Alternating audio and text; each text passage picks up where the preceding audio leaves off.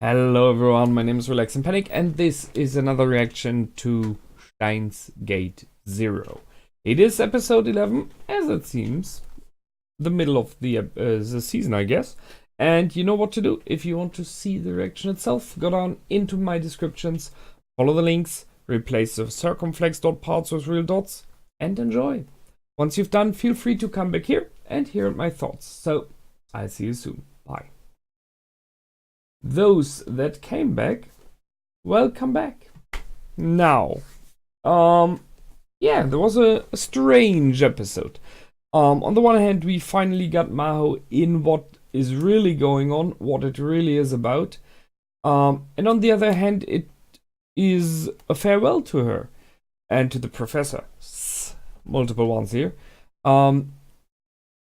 Not to forget that it seems like there's a lot of time passing now in the end of the episode. So let's go through it, right? So first, I was a little bit confused what the heck is going on. Because we started with Maho and Ocarina searching the hacker, visiting him. And I was not really aware that this was what they were doing. So I was like, did I skip an episode? No. They went for the hacker that is about to analyze the laptop.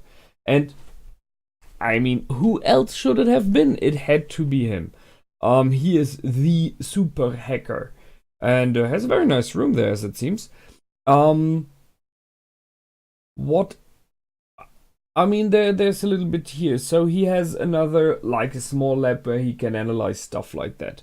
But he needs kind of good tech for that. So, as we already knew, there's more to him than just the guy hanging around with Ocarina. He is really good at what he does.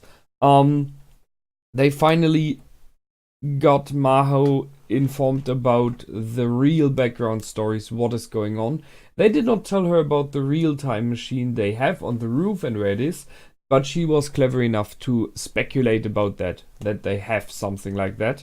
And she is willing to let it slip. She's willing to say, okay, I trust you, we will not use it. I think out of multiple reasons. She knows them by now a little bit, that's one thing, and there are some kind of feelings for Ocarina, no question. The other thing is, she got enough information now, she knows enough to see that Ocarina is not making it easy on himself. So what he says that you shouldn't play with time and that he really tried things, she knows that. She feels that it is this way. So that's why she doesn't push it too much there. And I think number 3 there very easily is she is a scientist. She is clever. She is extremely intelligent. So she knows just by thinking about that this is not something you do easily. You jump in and try, you know. In this regard, she's very much like Makise was, who was aware of these problems as well. So she agrees to destroy the laptop. I understand the reasons and I'm okay with it as well. Although I would say, and there's a typical problem, you know, the box of Pandora. Why not open it first? Check what is in. Maybe there is an option which could change it for the good. And if it isn't, then destroy it. That's the thing. But I see the reasons that Ocarina has, and every day this laptop exists, every second is a danger. In this case, it took too long. And I was quite surprised when they were attacked that they didn't instantly destroy it. I mean, he has options there, I guess, like a super magnet or just smashing it would work. However, it got shot into pieces now. And there we are at the moment of, is this really a destroyed laptop? So, I'm not a hardware specialist. But even I do know that unless something is completely scrambled into tiny pieces, there are options to recover at least parts of data. I mean, they shot the laptop with an automatic gun. but that doesn't, normally you just have holes in it. It doesn't splitter into pieces like it did here. And it fell into extremely small pieces, which is a bit strange. But I guess they wanted to show that it is completely destroyed and that there's no hope. Normally you would have holes in it, and even if the hard drive is damaged and partially destroyed, you could still have chances of recovering a bit of it. But I think they are not going for that. So they got attacked again by the same woman and some guys. They are guessing it's the Americans, so I'm okay with that. I had a short moment of, what if it is Makise Kurisu? No clue how she would be there. Just saying. That would be a turn that would be interesting and would bring in time travel again. I mean, Makise Kurisu is the person that is more neither the backbone of the whole time travel theory. What if there's a timeline where she did build a time machine herself, maybe with Daru or somehow, and she is traveling through timelines now? I mean, okay, it's wild speculations, and it's not fitting into the story right now. I just had this idea of, that would be interesting. That would be a complete 180-degree turn, which we didn't see coming. Because right now, the series points towards two persons.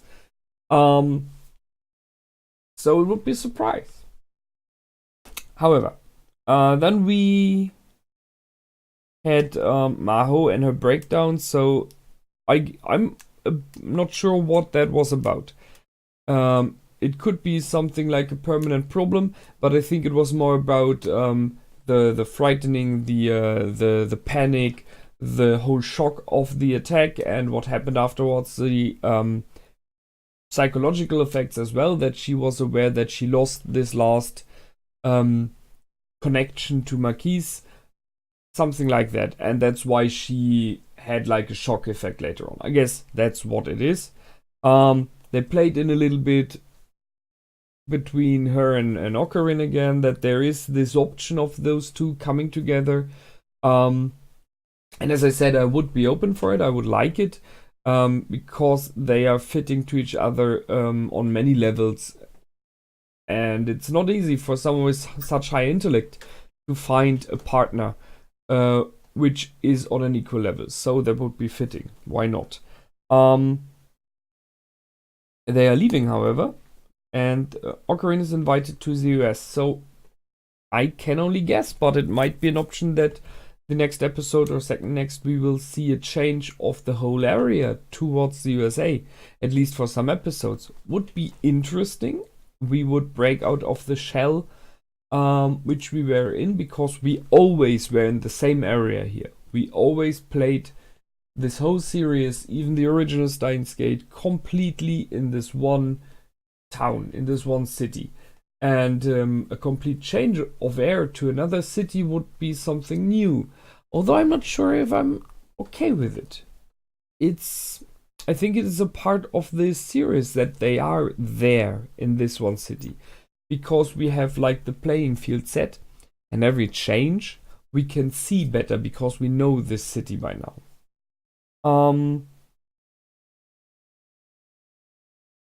But well, as I said, we will be surprised, I guess. We then have the pointing towards two characters in the series so far, who might be behind the attack. And yes, they were stopped by possibly Japanese Russians, but that's all speculation right now. It could very well be the other way around, that the Russians tried to steal and the Americans destroyed. Unlikely, but possible. So we have two females. It's Yuki-san, who had her hand injured because she cut herself with a knife. And we had the other professor, which I wrote down somewhere, I'm pretty sure. Nope. I thought I wrote her down, but you know who I mean. The female professor who is very often traveling with Professor Leskinen as well. And she did hide her hand behind a part of clothing when she was on the plane. So those are the writers showing us here. Here are two options for you. Both of them are possible. The easier way, the more logical way for sure would be the female professor. She's American. She has no real connections to the others. There were moments that point towards her. However, more interesting for the story, and because we have more to do with her, she's closer to them, would be Yuki-san. Although I do not see her just height-wise, you know? If I visualize the attacker, the female, in this whole body suit that she was wearing, high heels and everything, okay, I can see the female professor in just by her stature. She's very tall. But I do not really see Yuki-san in there. She's way smaller, so it wouldn't be fitting. But then you could say she's wearing high heels. The motorcycle clothes are very well cut, very well put onto her body, and everything is designed to make her leaner and taller in the end. So it might be her. However, the design points more towards the professor. We will see. I guess we will learn about that. And the question is where we are going now. I've seen some for me interesting thing in this episode. The fact that the laptop of Makise is red. And if you remember, the phone that Ocarina is using all the time to connect to Amadeus is red as well. If you watch in the intro where Mayushi is standing in this desert of time, there is the phone. It is again, I checked, this red piece of plastic sticking out of the desert sand. So this color somehow is always connected to very important parts, very important technological devices that connect somehow to Makise Kurisu. And she has red hair, so kind of, you know, but red is a color that is used to transport stuff. So I just became aware of that in the end this time. So I thought, like, maybe you want to know it. Well, that's it more neither, but what I liked here is this last goodbye from Amadeus. There was a very nice, and I would say heartfelt sentence. This sentence of, I hope you can laugh from the bottom of your heart someday in the future. So, I mean, sure, you could say it's an AI and she got that quote somewhere, but it is so fitting. So saying that it is really from her, from it, whatever you want to call Amadeus, that will mean that Amadeus is aware of a deep, of this deep disturbance in Ocarina, of the way that he is hurt, of the fact that even after all this time, he is not really ready to do that, to really let go, to be really free, to have the moment where you can laugh again. That's an important thing to do, and so that Amadeus is aware of that is one thing, which is already a good thing. It shows that Amadeus becomes able to analyze and understand possibly emotions, which is a major step. I mean, we're talking about an AI. Understanding emotions, even for us humans, is a hard thing to do because we very often misinterpret them. But for an AI, that is major. And then she wishes that to him, which means that she, I would say, has some kind of affection towards him, that she likes him, kind of, or at least says, if there's an option that would be good for you, you know, like that. So it is a point that maybe Amadeus is developing further as well, and she is behaving so there, as was pointed out. She is blushing and everything, so Amadeus is behaving in many ways more and more emotional, more and more like a human. Question is, does Amadeus do it really? Or is Amadeus playing it? Like, I know how I have to act that it seems like. That's a difference, no question there. But if Amadeus is developing kind of emotions and feelings and everything, there we go. Next step in the development and into possible greater goods or greater problems. Both options are there. Well, we are skipping some time, as it seems. It was mentioned in the end of the episode. So I look forward to where we are heading for the next time. It will be episode 12 and we'll be here next week. And I will see you there. Until then, feel free to comment, like, and subscribe. My name is Relax and Panic. Goodbye and out.